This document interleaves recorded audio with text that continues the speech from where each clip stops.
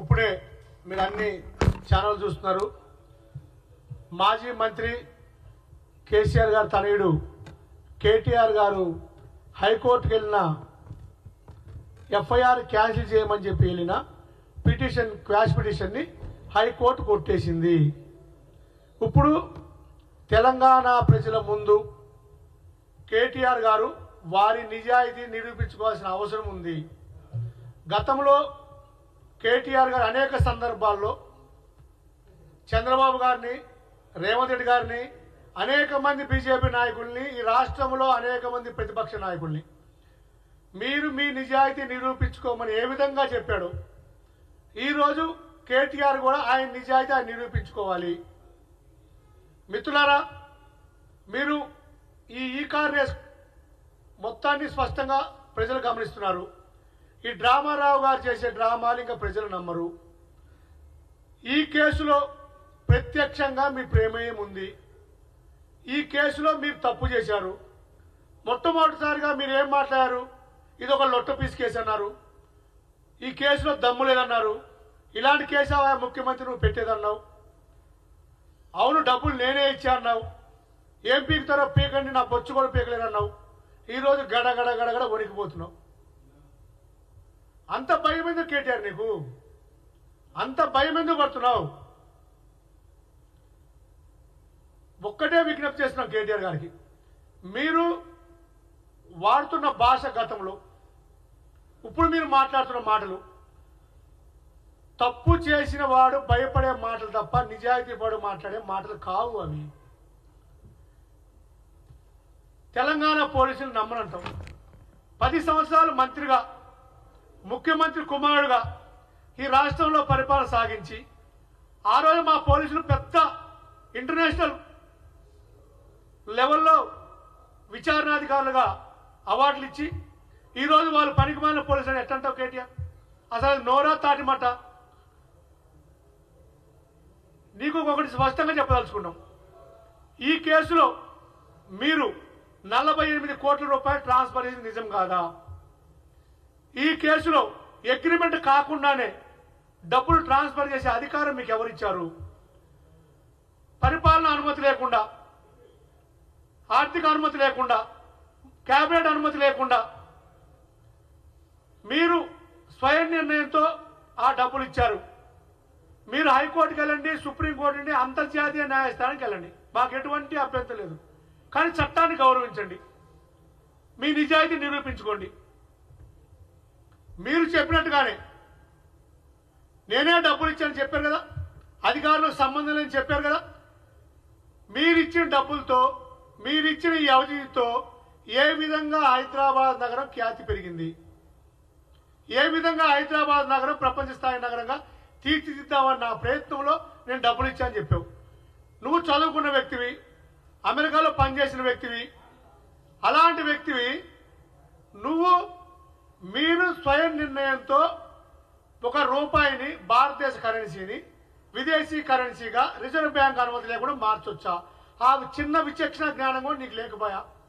ఈరోజు తప్పు చేసి దొరికిపోయిన దొంగవి నువ్వు. నీ చెల్లి 6 నెలలు జైల్లో ఉండి ఏ రోజు కూడా తెలంగాణ ప్రజలు సానుభూతి చూపించలా. రేపు నీ పరిస్థితి కూడా అదే. నువ్వు తప్పు చేశావు, దొరికిపోయావు. ప్రభుత్వాన్ని సహకరించు, ప్రభుత్వ అధికారులకు సహకరించు, పోలీసులకు సహకరించు. న్యాయవాది ఉంటేనే నేను అటెండ్ అవుతా అంటున్నావు. నువ్వు చేసేది ప్రతిదీ రికార్డు చేస్తాను. చిన్న విచక్షణ జ్ఞానం నీకు లేదా? నీ ప్రభుత్వం చేసిన అవినీతికి నువ్వు బాధ్యుడు కాదా? ఈ జరిగిన అవినీతిలో కాళేశ్వరం కావచ్చు, విద్యుత్ ప్రాజెక్టులు కావచ్చు, అనేక అవినీతి కార్యక్రమాల్లో మీ కుటుంబ పాత్ర స్పష్టంగా ఉందా లేదా? స్పష్టంగా ఉంది కాబట్టే ఈరోజు మీ శిక్షార్హులు. ఈ కార్ రేస్ కేసులో మీరు జైలుకు పోక తప్పదు.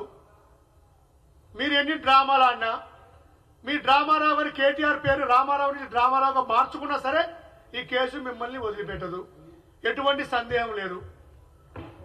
మీరు 100% తప్పు చేశారు, దొరికిపోయారు, ఈ శిక్ష అనుభవించవలసిందే. లేకపోతే మిత్రులారా మీరు గమనించండి, ఈ రాష్ట్రంలో అది చిన్న ప్రాంతీయ పార్టీ. 10 సంవత్సరాలు మీరు అధికారంలో ఉంటే మీకు ఒక్కొక్క సంవత్సరం ఎంత అమౌంట్ దాదాపుగా మీకు 400 కోట్ల రూపాయలు పైచిలుకు డబ్బులు 2022-23లో బీజేపీకి 680 కోట్లు వస్తే మీకు 683 కోట్లు వచ్చినాయి. 3 కోట్లు ఎక్కువ. 2023-24లో బీజేపీకి 2244 కోట్లు వస్తే మీకు 580 కోట్లు వచ్చినాయి. కేవలం 2022-23లోనే మీకు 1100 కోట్ల రూపాయలు ఎలక్ట్రల్ బాండ్ల రూపంలో మీ పార్టీ ఖజానాలో జమైనాయి. ఇన్ని సంవత్సరాలు పరిపాలించి 140 సంవత్సరాలు చేస్తున్న కాంగ్రెస్ పార్టీకి 100 కోట్లు లేవు. మీకు 1000 కోట్లు ఎక్కడి నుంచి వచ్చినాయి? మీరు చేసిన అవినీతి, మీరు చేసిన కిట్ ప్రోకో కాదా? కేసీఆర్ గారిని సూటిగా, కేటీఆర్ గారిని సూటిగా ప్రశ్నిస్తున్నాం. ఈ డబ్బులన్నీ ప్రజా డబ్బులే, ఇదంతా ప్రజాధనమే. కాంట్రాక్టుల రూపంలో, ఇలాంటి ఈ కార్యస్ లాంటి వాటి రూపంలో మీరు దోచుకున్న డబ్బులే. ఇది ప్రజలకి సమాధానం చెప్పాలి. మీ నిజాయితీని మీరు నిరూపించుకోవాలి. లగచెర్లో లాగా రైతులు రెచ్చగొట్టినట్టు, విద్యార్థులు రెచ్చగొట్టినట్టు, నిరుద్యోగులు రెచ్చగొట్టినట్టు మీ పార్టీ కార్యకర్తలు రెచ్చగొట్టొద్దు. మీరు చేసిన తప్పుకి పార్టీ కార్యకర్తల కుటుంబాన్ని బలి తీసుకోవద్దు. రేపు వాళ్ళ మీద కేసులు అయితే వాళ్ళని ఎవరు కాపాడాలి? మీ అయ్యా, మీ నాయన 10 సంవత్సరాల అధికారం నిలబెట్టి ప్రధాన ప్రతిపక్ష హోదాలో 14 నెలలైనా ప్రజల్లో రాకుండా ఫామ్ హౌస్ లో దాక్కున్నాడు. మొన్న నువ్వు మాట్లాడుతున్నావు, అవును అన్నాడు పడుకున్నాడని. అధికారం ఉంటేనే ప్రజల్లోకి వస్తారా? ఇప్పుడు నువ్వు తప్పు చేశావు, నువ్వు జైలుకు పోవాల్సిందే. నువ్వు తప్పు చేయని దానికి మీ కార్యకర్తలు లింక్ పెట్టద్దు. కాబట్టి కేటీఆర్ గారికి విజ్ఞప్తి చేస్తున్నాం, కేటీఆర్ గారికి సూచన చేస్తున్నాం.